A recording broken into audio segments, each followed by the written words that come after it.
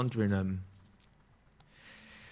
has anyone here had to kind of watch a film twice to understand it? Have you ever had to do that?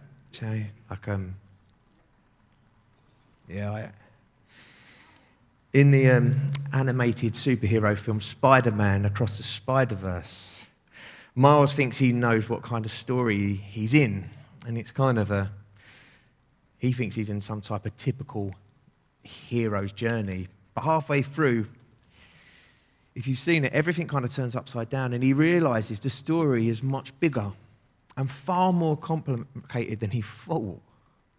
And when you watch it for the second time, all these kind of little clues start to pop out about identity, legacy, and choosing a different path from the one laid out for you. So just to keep you all kind of knowing, the ambulance is here. And I've asked someone to speak to them. If they want me to stop, I will. So we're just going to go with the flow of what's happening. So we'll just keep going, but we're kind of talking to them at the same time, just so you know. I don't want everyone to think, oh, what's going on, okay? Yeah? All right? Cool. So I was just saying, kind of if you watch this film for the second time, you kind of start to get all these different clues, and they start to pop out. And you start to see the film's about identity, it's about legacy, and choosing a different path from the one laid out. And for me, what Ellie just read, Genesis 26, it was a bit like that this week. It was. At first, when I first read it, it seemed like Isaac was scared. That's the first thing I saw. He's in a new place. He's surrounded by strangers. And if you remember when Ellie read it, what did he do? One of the things he did is he lied about his wife. And he says she's his sister. Yeah. Guys, we're just going to pause just for now. They've asked, okay? Brilliant.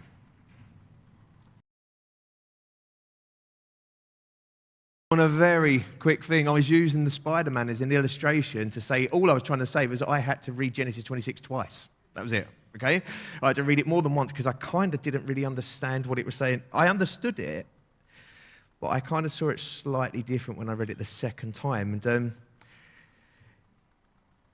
what I saw when I first read it seemed like, what it felt and what it seemed like was that Isaac was scared. He's in a new place. He's surrounded by strangers. And what do we find that Isaac does? He lies about his wife. He says that his wife is his sister. And to many of you in here, that if you've read through Genesis, you'll know that sounds quite familiar, doesn't it? Because his dad Abraham did the same thing. You know? It's like there's the same old story being repeated again. Abraham does it twice, and then Isaac does it.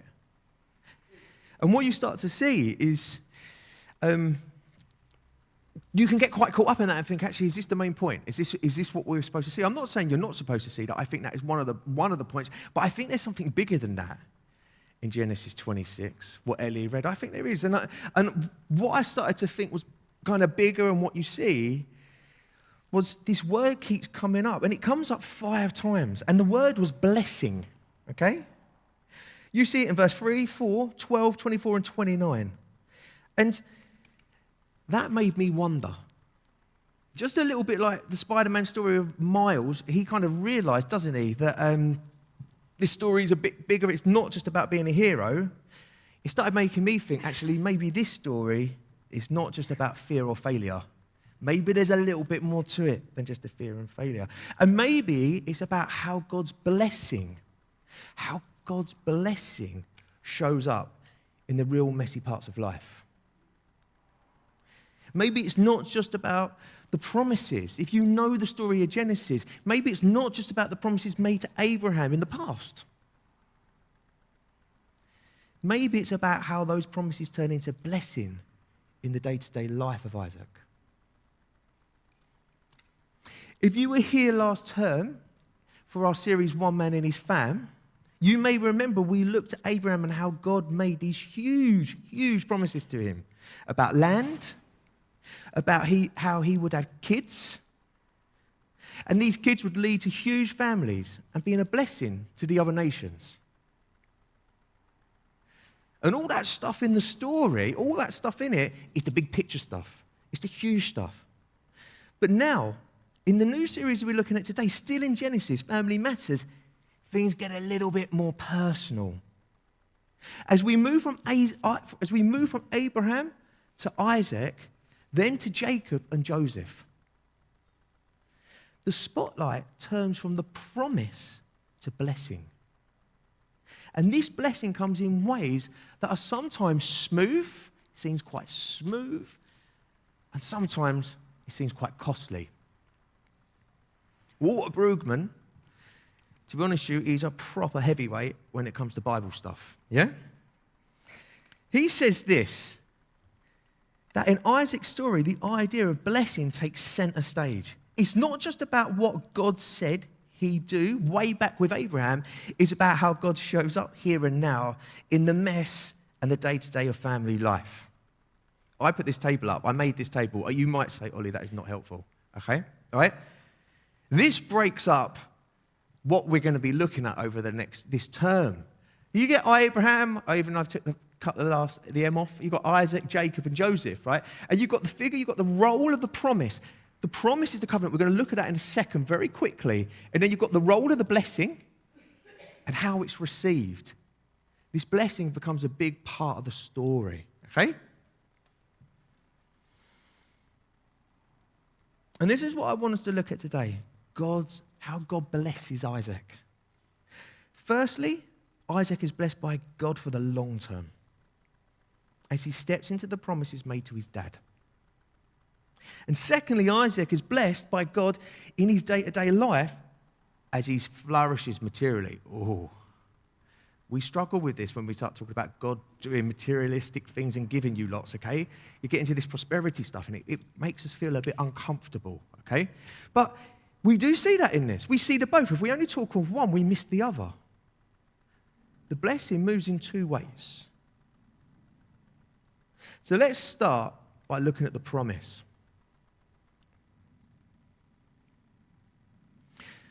Time and time again, God kept affirming his promise to Abraham in the early chapters. You may remember that if you went through it with us. We heard him talk about those promises in chapter 12, chapter 15, chapter 17, and it's touched on in other places as well, okay? And here in verse 3 to 5, we see God doing something. What God is doing is reaffirming. He's reaffirming the promise he made to Abraham's son Isaac. One way that we see Isaac is blessed in chapter 26 is through God's steadfast faithfulness. If you're going to write anything down, write that down. God's steadfast faithfulness of doing what he said he would do. As Isaac inherits something, and he inherits the promise which God had all originally gave to Abraham. Let me read what it says to you. I'll put it on the PowerPoint as well. God said, stay in this land for a while, and I will be with you and will bless you. For to you and your descendants I will give all these lands, and will confirm the oath I swore to your father Abraham. I will make your descendants as numerous as the stars in the sky, and I will give them all these lands. And through your offspring, all nations on earth will be blessed, because Abraham obeyed me and did everything I required of him, keeping my commands, my decrees, and my instructions.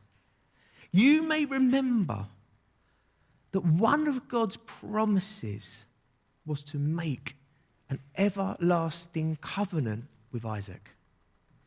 Before Isaac was born, God said to Abraham, your wife Sarah will bear you a son, and you will call him Isaac. I will establish my covenant with him as a what? As an everlasting covenant for his descendants after him. What God is doing in the chapter we're looking at today is reaffirming the covenant and what he had promised. If you're wondering what I mean by the word covenant, in very simple terms, a covenant is like a strong promise from God that he will always keep. There's much more to it, but if you just don't understand what covenant means, and you're new in here today, and it's your first time you're kind of seeking who Jesus is, just to pick up on that is enough, I'd say. A covenant is like a strong promise from God that he will always keep. So we see God is faithful to the covenant promise that he has already made, okay? That's one thing that we see. And we must also remember that it is God who chooses to bless Isaac in such a wonderful way. This is important. I say that all the time, don't I? This is important. You must think nearly every sentence he talks about, he thinks is important. The Bible's important. I love it. So I'm just like, it's really important. I love it, right? Where was I? Sorry, I'll come back. Isaac he's not earned it. This is important. Isaac has not earned God's blessing. In fact, he doesn't deserve God's blessing, okay? That's important to take on board. This blessing is rooted in something. It's rooted in God's blessing. In fact, he don't deserve it. This blessing is utterly rooted in God's promises, God's faithfulness, and his presence with Isaac.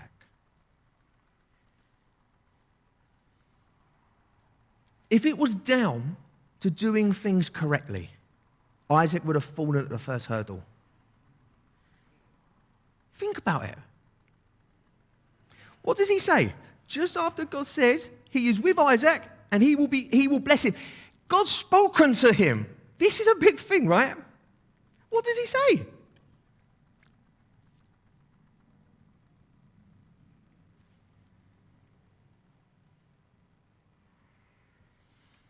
He fears the locals and lies to them and says his wife is his sister.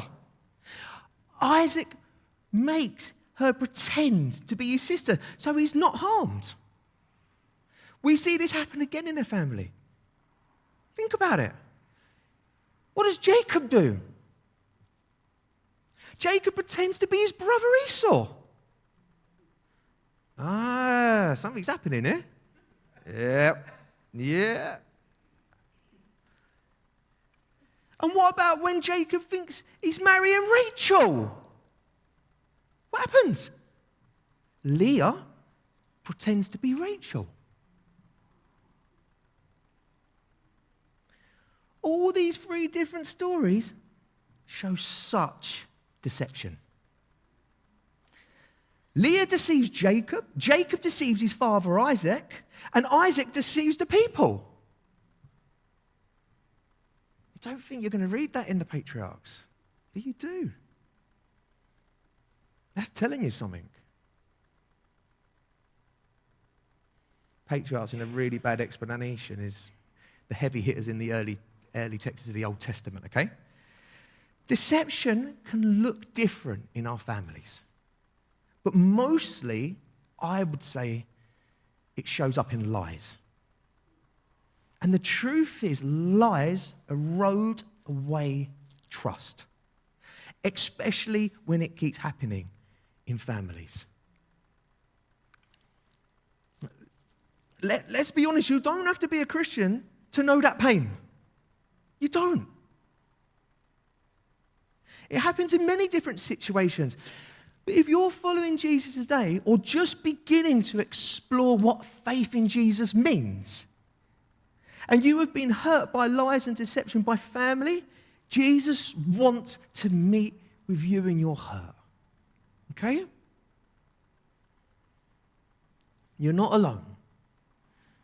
You can talk to him about it. You can share your pain, your anger, your fear with him. He loves you. He can help restore what's broken. If you're not sure how, come and talk to me afterwards. Or speak to the person you came with. And please remember, you don't need to be perfect to come to Jesus Christ, okay? You hear that? You don't need to be perfect to come to Jesus, amen? Right. None of us are. Isaac messed up, yet still God blessed him. Because God is faithful. Not because Isaac earned it. And that's the heart of the story. Blessing rests on God's promises, not our performance. Okay? You all okay? We keep going for a bit? Yeah? Okay. Second, my next bit, all right?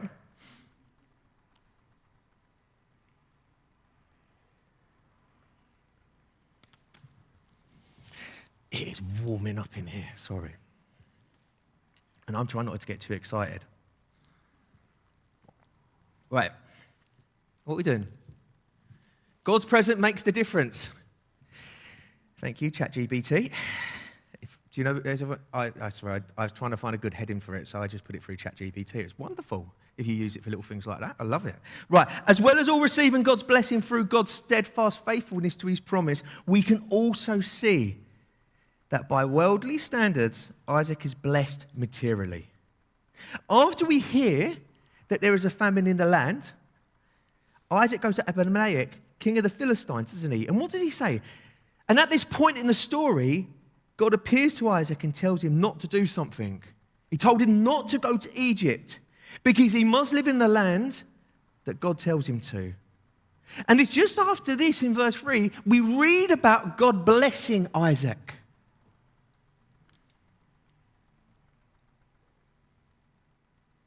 But he also says something else. Sorry. He says this to him. In verse 3. I love it. I will be with you. God of creation, the one who created the universe, humanity, all these things. Isaac, I will be with you. I will be with you doesn't just highlight that God is with Isaac through the hard times. It points to something else. It points to God being with Isaac in a practical sense. God being with Isaac makes a practical difference to how things work out for him in the story. When things in Isaac's life work against him, God makes sure Isaac flourishes. We see Isaac flourishing in the way he prospers materially. It tells us in verse 12, Isaac planted crops in that land, and the same year reaped 100-fold, because the Lord what? Blessed him. It tells us that he became wealthy, that he had many animals and servants. When he becomes rich, the people envy him, and it causes trouble for him because he has so much. Even in the trouble, God is with Isaac, and he keeps flourishing. In most situations, we see that Isaac trusts God. We see his faith in God when he obeys God's command to stay in the land during the famine. And when he asks to leave the land and the people are hostile to him, Isaac trusts that God will provide. But like I said earlier, Isaac doesn't have it all together.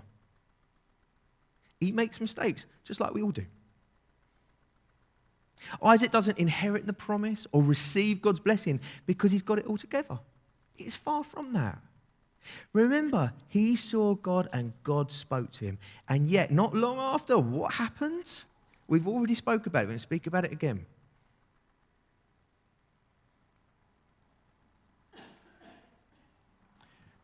Sorry.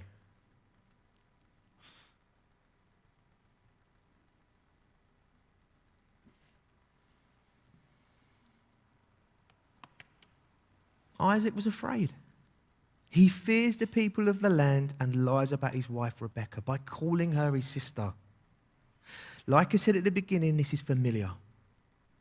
As Isaac's dad did the same thing. Abraham lied about Sarah twice. And now Isaac does it too. Like his father, Abraham, he had encountered God as well. They'd heard his promise. They'd seen his provision. Yet still, they got scared. They believed, but they also stumbled in fear. And this isn't unique to them. It reminds me of another man in the Bible, much later on, Peter. Peter walked with Jesus, watched miracles, heard his teaching, ate with him. And still, when fear gripped him, he denied Jesus, not once, but 3 times. The Bible's got something about 3. Okay, I'm hoping you're noticing that. We're not going to go into that now, but it does, okay? But also, let's not be too quick to point fingers, okay?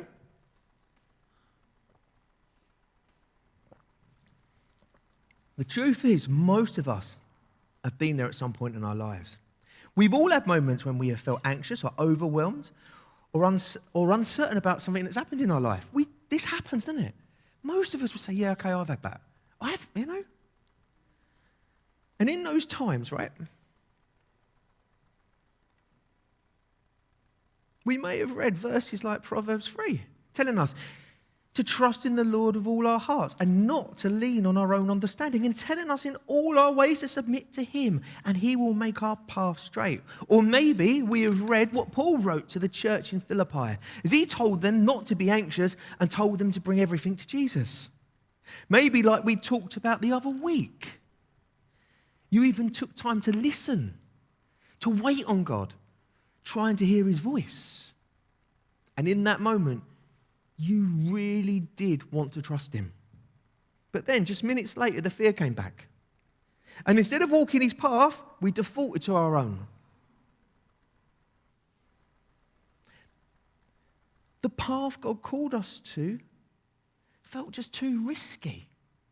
And trusting him felt harder than just relying on our own strength. And I've been there. I have. Honestly. I've been there in the past. And God has helped me over the years learn to listen and wait upon him so I can get his perspective on what I'm facing.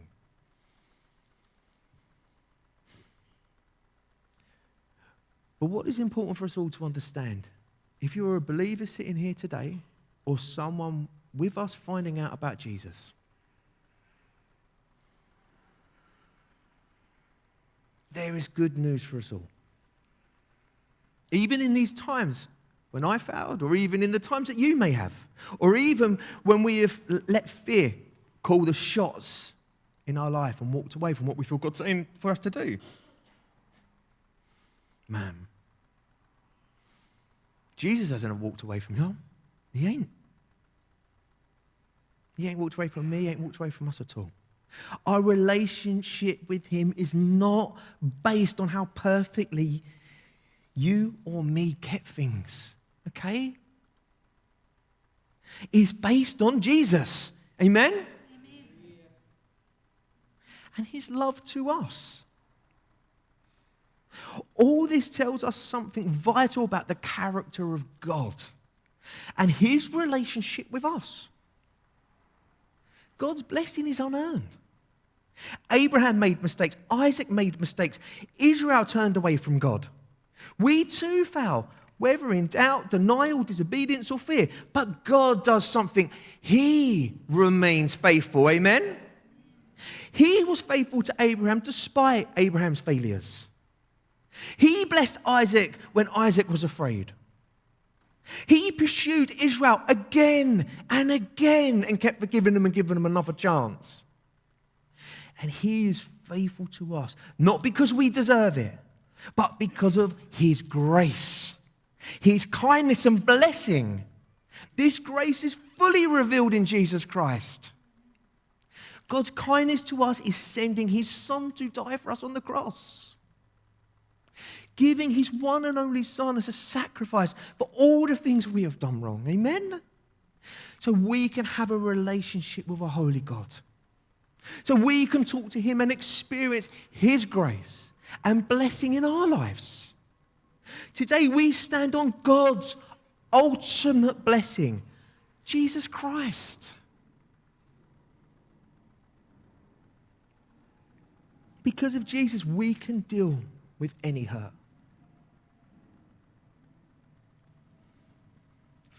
Think about some of the things we've talked about which may apply to your lives. Have you been hurt by lies or deception in your family? If you have, you're not alone. Remember, Jesus sees your pain and wants to meet you in it today. He can bring healing. Amen? Are you struggling with repeated patterns of behavior in your family which is hurting you or others? Remember, God can break cycles and bring freedom and new beginnings through his grace. Amen? Do you feel like you don't measure up spiritually? Or that God's blessing is for better people? You don't have to be perfect to come to Jesus. None of us are. You can still be loved and used by God. Amen? His blessing comes by grace, not achievement. His blessing comes by grace, not achievement. His blessing comes through Jesus.